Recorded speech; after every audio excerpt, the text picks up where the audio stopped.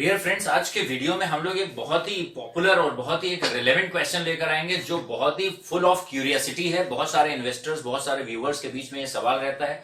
बहुत सारे स्टूडेंट्स और बहुत सारे गार्डियंस हमसे ये सवाल पूछते रहते हैं। स्पेशली स्टूडेंट्स का ये सवाल होता है कि sir how to enter into stock market इस एज में, कि सर हम 19, 20, 22, 23, 24, 25 की एज में स्टॉक मार्केट में कैसे एंटर करें। और कुछ लोग मुझे हमें ये ऐसा पूछते रहते हैं कि सर म्यूचुअल फंड और स्टॉक मार्केट में क्या ज्यादा बेहतर होगा। तो डेफिनेटली इसका जवाब पाने के लिए ये वीडियो आपके लिए बड़ा रिलेवेंट है और इसमें हम दोनों हर एक एंगल से एक्सप्लोर करेंगे कि म्यूचुअल फंड में जब आप पैसा लगाते हैं तो उसके क्या क्या रिस्क है, उसके क्या क्या रिवॉर्ड्स मिल सकते हैं। अगर स्टॉक में आप कैसे पैसा लगाते हैं तो उसमें क्या अपॉर्चुनिटीज है और वहां पे क्या क्या चैलेंजेस आपको मिलते हैं।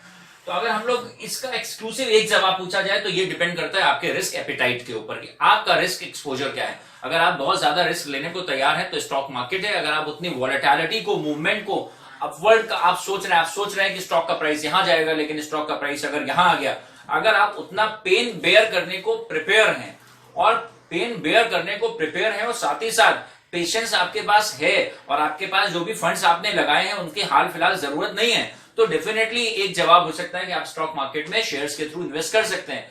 लेकिन ऐसा देखा गया है, ऐसा माना गया है, सेबी का, तमाम एनालिस्ट का ये कहना है कि ज्यादातर लोग जब शेयर मार्केट में आते हैं तो उनको लगता ये है कि वो इन्वेस्टर हैं, लेकिन अगर 10%, 20% मार्केट नीचे हो जाता है तो वहीं से वो पैनिक मोड में चले जाते हैं, वो डर जाते हैं और फिर अपना लॉस बुक करके बाहर हो जाते हैं। इसका मतलब है सही टेस्टिंग आपके पेशेंस की तभी होगी जब आपको एडवर्स सिचुएशन देखनी होगी। जैसे हाल फिलहाल में अगर देखा जाए तो कोरोना इफेक्ट के चलते जो निफ्टी, जो इंडिया का नेशनल स्टॉक एक्सचेंज, जहां इंडिया में सबसे ज्यादा वॉल्यूम में शेयर ट्रेड होते हैं, वो अगर देखा जाए 12,450 का निफ्टी का हाईएस्ट इंडेक्स था और अभी 15-20 दिन पहले निफ्टी लास्ट मंथ में अगर देखा जाए तो अप्रैल की शुरुआत के आसपास निफ्टी हमारा वापस आ गया था 7,500 पे। इसका मतलब टॉप से लेकर लगभग निफ्टी ने 40% का करेक्शन दे दिया था।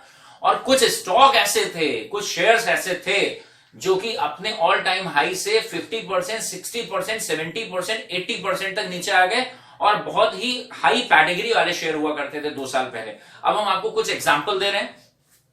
इंडिया में अगर हम बात करें तो टोटल मिलाकर लगभग 7-8 हजार कंपनीज ऐसी हैं जो लिस्टेड हैं, जिनके शेयर्स स्टॉक एक्सचेंज में, लगभग बॉम्बे स्टॉक एक्सचेंज में अगर बात करें, बीएसई बॉम्बे स्टॉक एक्सचेंज में 1600 कंपनीज लिस्टेड हैं और एनएसई नेशनल स्टॉक एक्सचेंज में लगभग 6000 कंपनीज के शेयर्स ट्रेड होते हैं। मतलब मोटे तौर पे लगभग 7,500-8 हजार कंपनीज के शेयर ट्रेडिंग होती है, लोग खरीदते बेचते रहते हैं। उनमें से जो टॉप 10 कंपनीज हैं, टॉप 10 कैपिटल वाइज जो सबसे बड़ी 10 कंपनीज है, उनमें अगर हम बात करें तो रिलायंस है, टीसीएस है, टाटा कंसल्टेंसी सर्विसेज है, सॉफ्टवेयर बनाने का एक और जाइंट है इंफोसिस है, रिलायंस है, टीसीएस, एचडीएफसी बैंक है। उसके बाद हम बात करें तो हिंदुस्तान यूनिलीवर है, आईटीसी है, इंडियन टोबैको कंपनी, आशीर्वाद आटा भी इसी का प्रोडक्ट है। ऑटोमोबाइल में अगर जाइंट की बात करें तो मारुति है, सीमेंट में अगर बात करें तो अल्ट्राटेक है और बैंक की बात करें तो एचडीएफसी बैंक है। ये सब अपने अपने एरिया के बिल्कुल दिग्गज कंपनी है, बहुत ही जिसको बोलते हैं जाइगेंटिक साइज है इनका। अब आईटीसी का शेयर अगर देखा जाए तो आज से 7-8 महीने पहले 320 रुपीज पे चल रहा था और आज आईटीसी के शेयर का दाम 160 रुपए है, पूरा आधा हो चुका है, 50%। अब आप देखें कि आईटीसी जैसी इंडियन टोबैको कंपनी इंडिया में लगभग अगर देखा जाए तो सिगरेट मार्केट में इसका 70% शेयर है, पेपर प्रोडक्ट्स बनाती है और घर घर के लिए बहुत सारे खाने पीने के टेबल्स बनाती है। आशीर्वाद आटा जो हर घर में, लगभग हर दूसरे तीसरे घर में जाता है, वो भी इसी का प्रोडक्ट है। इतनी जबरदस्त कैटेगरी वाली कंपनी, इतनी जबरदस्त ब्रांड वैल्यू वाली कंपनी का शेयर 320 से 160 हो गया। आप ऐसे समझिए कि किसी ने अगर 50 लाख लगा दिया था ये सोच के कि 70-80 लाख हो जाएगा, तो उसका 50 लाख घट के हो गया 25 लाख 6 महीने के अंदर। ये एक्सपोजर, ये रिस्क एक्सपोजर होता है स्टॉक मार्केट में। अब दूसरा केस देखेंगे, इंडिया में कितनी कंपनी ऐसी हैं जो स्टॉक बनाती हैं, जो कार बनाती हैं। अगर आप बताइए कार मेकर्स कितने या कार सेलर्स इंडिया में कितने, चलिए हम देखते हैं इंडियन और अब्रॉड वाले मिलाकर। इंडिया में कार सेल करने वाले कौन कौन सी कंपनी है? मारुति है, शेवरोले है, टाटा मोटर्स है, महिंद्रा स्कॉर्पियो और एक्सयूवी वाले महिंद्रा है, फिएट मोटर्स है। फिर बाहर वाले आप बड़े ब्रांड ले लीजिए, रेनो को ले लीजिए, मर्सिडीज है, बीएमडब्ल्यू है। ये सारी कंपनीज है, मतलब 15-18 कंपनीज आप देख सकते हैं जो कार इंडिया में सेल करती हैं। जितनी कार पूरे इंडिया में सेल होती हैं वो सारी कंपनीज एक तरफ और मारुति अकेला 52% स्टेक लेकर बैठा। पूरे इंडिया में 4 व्हीलर मार्केट का 52% मारुति के पास है। मतलब आप सोचिए कि कितनी मजबूत कंडीशन में होगा, कितनी स्ट्रांग पोजीशन में मारुति बैठा हुआ है कि जितने शोरूम आप लोग खोल लीजिए, सारे मिलके हमारे कॉम्पिटिटर जितना सेल करेंगे उसका आधे से ज्यादा हम सेल करेंगे। तो इसका मतलब अगर 100 कार मार्केट में सेल हो रही है तो 52 अकेले मारुति सेल कर रहा है और बाकी 48 में सारी कंपनीज मिलकर सेल कर रही है।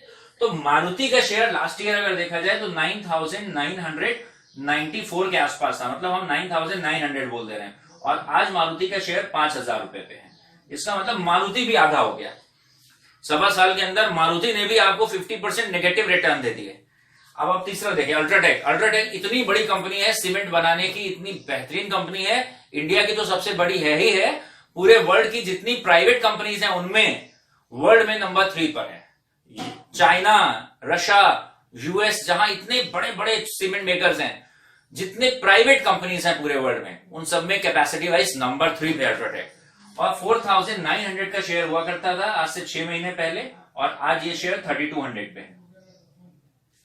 मतलब 40% नीचे, लगभग 35% ये भी नीचे हो गया। एचडीएफसी बैंक की बात करी जाए तो लगभग 1,350 रुपए का शेयर हुआ करता था, और आज ये शेयर 870-900 रुपए के आसपास चल रहा है, 920 के आसपास। मतलब लगभग ये भी 1/3 कम हो चुका है। अगर बात करी जाए तो ये भी 33% नीचे आ गया है। और एचडीएफसी बैंक अगर देखा जाए तो इंडिया की कैपिटल वाइज इंडिया की 3rd नंबर की कंपनी है, 3rd सबसे बड़ी कंपनी है। नंबर 1 पे अगर देखें तो रिलायंस है, नंबर 2 पे टीसीएस है, नंबर 3 पे एचडीएफसी बैंक खुद में है। तो इंडिया के ये सबसे बड़े ब्रांड्स की हालत ये है। अभी छोटे ब्रांड्स की तो बात ही हम नहीं कर रहे हैं। जैसे छोटे ब्रांड्स में एग्जांपल दें, वीडियोकॉन 2 साल पहले, 2.5 साल पहले 125 रुपए का शेयर था, आज एक शेयर 1 रुपए का रह गया है। क्रॉम्पटन ग्रीव्स का आपने नाम सुना होगा, घर में जो मोटर होते हैं, मोनोब्लॉक पंप होते हैं, पानी भरने वाला मोटर होता है, क्रॉम्पटन ग्रीव्स की बहुत सारी कंपनीज हैं, वो अच्छा काम भी कर रही हैं। लेकिन क्रॉम्पटन ग्रीव्स के नाम से एक और कंपनी है, क्रॉम्पटन ग्रीव्स सीजी पावर, वो 2 साल पहले, 1.5 साल पहले शेयर 98 रुपीज का था, आज वो शेयर 8 रुपए का है। अब आप सोच के देखें, किसी ने 1 करोड़ रुपए लगा दिए थे तो आज वो 8 लाख रुपए केवल बचा हुआ है। इसका मतलब स्टॉक मार्केट में रिस्क एक्सपोजर बहुत ही हाई है, और ये केवल एग्जांपल हम दे रहे हैं आपको। टॉप कंपनीज के केस में कितना रिस्क है ये बता रहे हैं, छोटी कंपनीज में तो वॉलेटिलिटी और ज्यादा होती है। तो यहां पर स्टॉक मार्केट में जाने के लिए आपके पास तजुर्बा होना चाहिए। फिलहाल अभी इस बात को यहां रोकेंगे, हम दूसरी तरफ देखते हैं।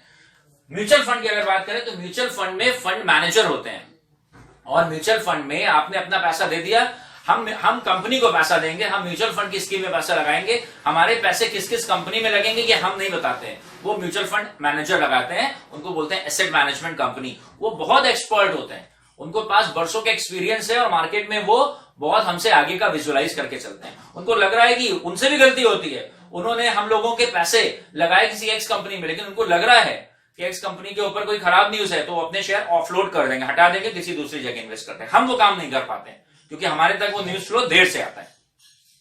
तो उनमें से हम एक म्यूचुअल फंड आपके साथ यहां डिस्कस कर रहे हैं, ये केवल आपके एजुकेशनल पर्पस के लिए है। Axis blue chip mutual fund, large cap fund है ये। इसमें इस स्कीम में अगर हम म्यूचुअल फंड में पैसा लगाते हैं तो जो भी फंड मैनेजर्स होंगे वो इंडिया की टॉप 10-15 कंपनीज में ही पैसा लगाएंगे। लेकिन वो लोग म्यूचुअल फंड जो एक्सपर्ट है वो पैसे को रोटेट करते रहते हैं। हमने पैसा लगा दिया आईटीसी में 320 पे, और हम ये सोच रहे थे कि पैसा ये हो जाएगा 500। वो काम फंड मैनेजर नहीं करते हैं। फंड मैनेजर क्या काम करते हैं कि वो वेट करते हैं, वो देखते हैं कि कोई बढ़िया, क्योंकि मारुति कभी बंद नहीं हो जाएगी। मारुति का शेयर 9,900 का आज 5,000 है, हो सकता है थोड़े दिन बाद 3,500 भी हो जाए, लेकिन 2-3 साल बाद ये फिर से कितना होगा, 10-11,000 12,000 जाएगा ही जाएगा। क्योंकि ये इकोनॉमी के इंडिकेटर्स है, इकोनॉमी इन्हीं से चलनी है। अगर पूरा इंडिया ही बंद हो जाए हमेशा के लिए तो अलग बात है, अदरवाइज ये कंपनीज कभी बंद ऐसी नहीं होने वाली है, क्योंकि ये टेस्टेड कंपनीज हैं। तो वो म्यूचुअल फंड मैनेजर क्या करते हैं, वो वॉचफुल रहते हैं कि जब कोई बढ़िया कंपनी किसी फंडामेंटल कमी के बिना केवल मार्केट साइकिल चेंज होने से दिक्कत में है और सस्ते दाम पे मिल रही है, तो वो शेयर को खरीद लेते हैं। और जब वो शेयर अपने पीक पे होता है तब वो उसको बेच के बाहर आ जाते हैं। हम लोग बीइंग रिटेल इन्वेस्टर यही गलती करते हैं। हम मारुति 9,900 पे खरीद लेते हैं ये सोच के कि अब ये 13,000 हो जाएगा। तो ये सारी चीजें आपको ध्यान रखनी है, और इस चीज में आपको शेयर मार्केट में बॉटम फिशिंग आप नहीं कर सकते हैं। आपको ये भी नहीं मालूम है कि मारुति 5,000 में मिल रहा है तो सस्ता मिल रहा है, हो सकता हो कल को ये 3,000 हो जाए, तो भी अगर 5,000 से 3,000 हो गया तो भी आप 40% लॉस में बैठे होंगे। इसलिए आपको शुरू में, अगर आप एक नए इन्वेस्टर हैं, तो आपको स्टॉक मार्केट में पैसा नहीं लगाना चाहिए।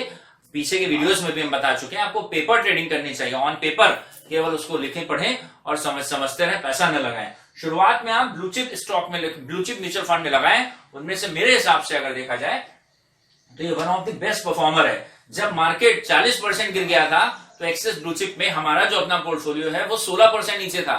मतलब जब सेंसेक्स या निफ्टी 40% करेक्ट हो चुका था तो ब्लू चिप में जो हमारा म्यूचुअल फंड में लगा हुआ पैसा वो केवल 16% था। इसका मतलब कितना बढ़िया फंड मैनेजमेंट था कि वो रिस्क एपिटाइट को देखते हुए हमारे फंड्स को चेंज कर रहे थे और वो टेंशन भी हमें नहीं लेनी थी। तो आप किसी बड़े लार्ज कैप फंड में पैसा लगाएं, और अगर आपको स्टॉक मार्केट जैसा ही कुछ करना है तो आप एक काम कर सकते हैं। बहुत सारी बढ़िया ऐप है जहां पर आप स्टॉक मार्केट में मंथली अपने बैंक के एसआईपी पे ना जाकर डायरेक्ट इन्वेस्टमेंट कर सकते हैं। तो आप छोटा सा अमाउंट ले लें। आपको लग रहा है कोई निफ्टी नीचे गिरा है तो आप 500 रुपए का म्यूचुअल फंड और खरीद लें, 1000 रुपए और लगा दें। जिस दिन गिरे उस दिन और, लेकिन लगाएं किसमें? किसी एक में नहीं लगाना है, आपको लगाना है बास्केट पूरे म्यूचुअल फंड में। तो इससे क्या होगा कि जब पैसा लगाएंगे म्यूचुअल फंड में तो आप अपना पैसा किसको दे दे रहे हैं? म्यूचुअल फंड मैनेजर की एक्सपर्टीज को। अब वो डिसाइड करेगा कि कहां पैसा लगाना है, और उसको हमसे ज्यादा बेहतर मालूम है कि इस समय कौन सी कंपनी के वैल्यूएशन सस्ते हैं और कौन सी कंपनी के वैल्यूएशन महंगे हैं। तो जिस कंपनी के वैल्यूएशन महंगे हैं वो उसको बेच के पैसे निकाल लेगा ताकि वो प्रॉफिट आ जाए, और जिस कंपनी के वैल्यूएशन सस्ते हैं वहां पे पैसे को क्या करेगा? फिर से डिप्लॉय कर देगा। तो कहने का सेंस ये है कि दोनों में ही रिटर्न बहुत अच्छे मिलते हैं, लेकिन स्टॉक मार्केट में रिस्क एक्सपोजर ज्यादा होता है, और ज्यादातर ऐसा देखा गया है कि लोग उतना रिस्क ले नहीं पाते हैं। वो शुरू में तो कहते हैं कि हाँ हमें पैसे की जरूरत नहीं है, लेकिन जहां पर पोर्टफोलियो 20-30% नीचे आता है फिर उनकी रातों की नींद गायब होना शुरू हो जाती है। तो this is always advisable you should start with mutual fund, and when you are having enough experience then you can start in a staggered way। थोड़ा थोड़ा करके आप स्टॉक मार्केट में भी आ सकते हैं, बट डोंट फॉरगेट कि आप स्टॉक मार्केट में कभी भी आ रहे हैं तो आप टॉप 10 कंपनीज के साथ ही जाएं। इनफैक्ट इंडिया के टॉप 1, 2, 3 कंपनीज में भी लगाए, वो भी बहुत ही थोड़ा थोड़ा। तो अभी एडवाइस ये रहेगी कि आप म्यूचुअल फंड के थ्रू प्ले करें, और जब आप शेयर मार्केट के बारे में 5-6 साल की अच्छी अंडरस्टैंडिंग कर ले तो आप धीरे धीरे स्टॉक मार्केट में आ सकते हैं। फिलहाल इस वीडियो को हम यहीं पे वाइंड अप करेंगे। अगर आपको ये वीडियो अच्छा लगा तो इसको लाइक करें, इस पे कमेंट करके आप बताएं। अगर किसी और टॉपिक के ऊपर आप वीडियो चाहते हैं तो जरूर कमेंट सेक्शन में हमें बताएं कि आपको किस टॉपिक पे वीडियो चाहिए। हम जरूर जल्दी से जल्दी आपको उस टॉपिक पे वीडियो देंगे। अपने दोस्तों के साथ इसको शेयर करें। Thank you so much.